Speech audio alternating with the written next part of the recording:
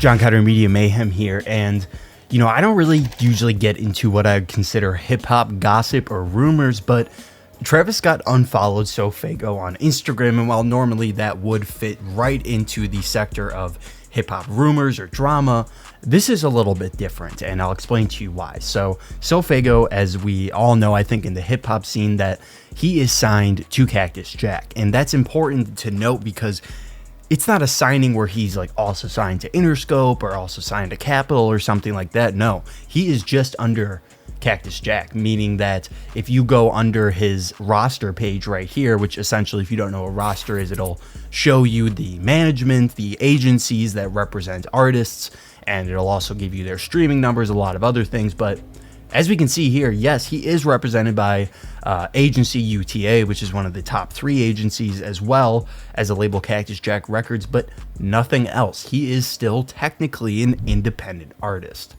And that is where this becomes an issue, because essentially what this looks like from the outside right now is that on paper, he's not signed. SoFaygo is not signed. If we're looking at it from just like, an objective situation, the thing is with signing with Travis to Cactus Jack is that is the immediate clout boost that I think many thought that SoFaygo needed at that time. And well, we know now that he almost certainly fell off in that time, and that he could have used that instead to build himself up like an artist like Yeat has been doing, and has been doing a lot more successfully. I mean, looking back, there was a time when people were considering who was going to be the bigger artist, SoFaygo or Yeat.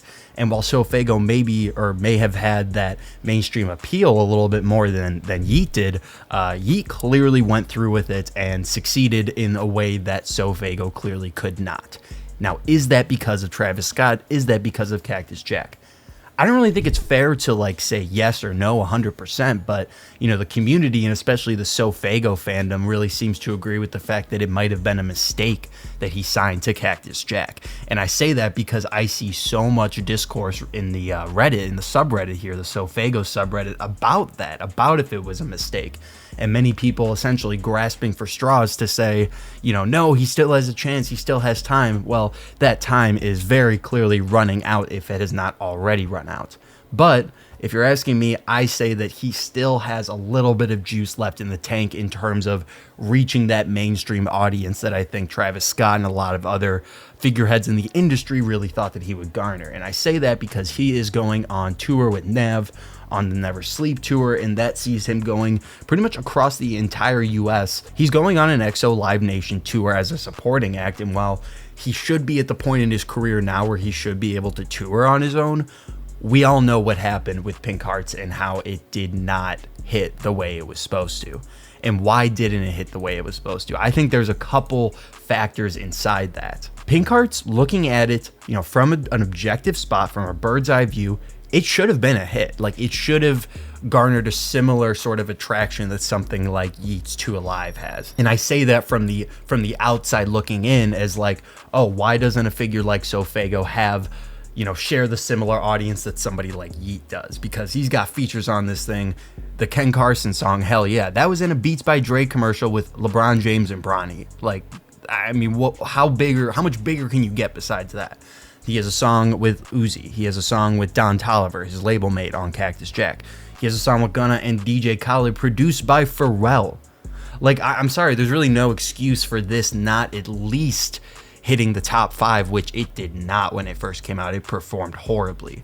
He did the typical promo stuff he was supposed to do, going on the Aiden Ross stream, which, yes, labels do figure that stuff out, I promise.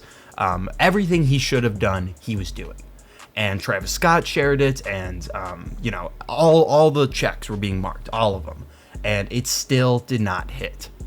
He essentially, people were making fun of him for going, triple cheeseburger, triple cardboard, and he was kicking people out of his Discord for saying these things. So it clearly hit close to home, and I'm not saying it shouldn't, but I'm saying you kind of have to mask those things when you are aiming to be a mainstream artist, which SoFaygo is clearly aiming for.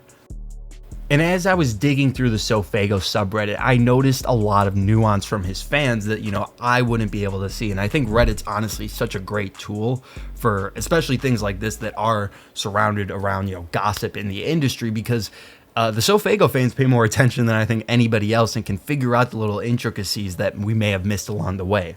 A perfect example being the song Never Sleep with Nav, Lil Baby, and Travis Scott, where Travis said in the song, quote, "I gave you the plans and brands and all the jewels, and really all you did was flop," end quote. Yeah, I don't know who else it could be about. Some might argue Sheck West, but personally, I think Sheck West is a great artist. I think My Boy was a great album. I just don't think he's the most marketable artist. That's a whole nother story. But yeah, I think he's very clearly talking about SoFaygo in this song. And yeah, that's very telling now, especially looking back. And I think more than anything, let's talk about the music, because at the end of the day, I think that's kind of what brings people to it. Like Yeat's image was very much hidden, and that was on purpose, and keeping that aesthetic and that persona of him sort of behind the back burner and letting the music speak for itself. SoFaygo seemed to be approaching the genre like almost like everyone else. Like Lil Tecca, I think, is a contemporary that we could put him next to, in that they approach the beat in similar ways, they approach similar beats, but you know, they kind of I think resemble each other nicely. But where Yeat went the route of mysticism and letting the music speak for itself and just making great music, SoFaygo's career always seemed to be embroiled in unneeded controversy, and not controversy in the typical light of an artist, you know, doing something messed up, but controversy in the means of just there being talk amongst the labels, the artists in the labels, if this guy is really what he's cracked up to be, or what people like Travis Scott are putting him on the echelon to eventually be. And as we know now, he clearly doesn't feel the same way as he once felt. Now, and it's interesting here because we look at the Cactus Jack record label and we click on somebody like Don Toliver.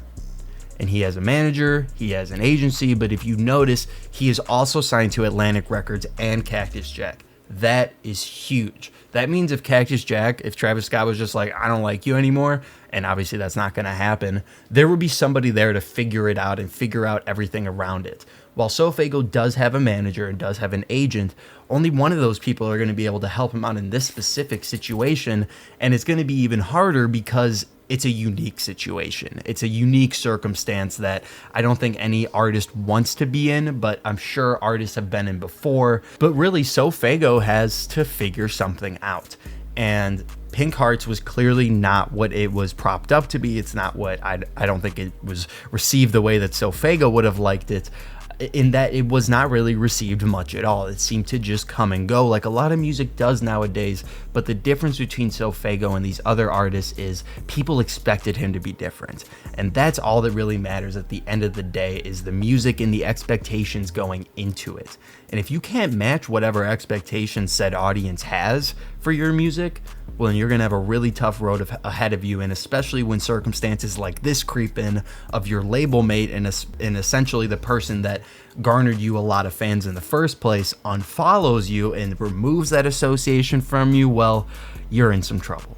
I don't think it's over for SoFaygo. I think, I think people are quick to judge that the artist timeline, if you're struggling, is just like that, and you can just be gone in a zip. And while that's definitely true, there's ways to stay outside of that. And obviously, if we see SoFaygo go the route of trying to garner attention by any means possible, well, then we kind of know where that goes. But I truly do think he's going to continue on the grind and keep making music, get better. I know a lot of people are saying returning to that old SoFaygo sound.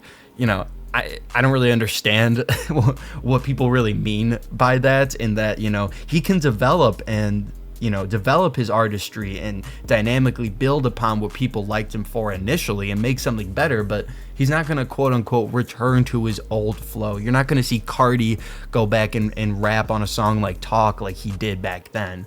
It just doesn't work like that. The artist is, you're not a puppeteer and they're not your puppet. And I think SoFaygo will figure it out, but I don't think he's going to reach the heights that people have expected him to. But let me know what you guys think. Did you like Pink Hearts? Did you not? What do you think about this whole situation? And if you could like, comment, and subscribe, it really would help me out, as I am trying to make this a part of my full-time career now. Thank you so much for watching, and have a great rest of your day.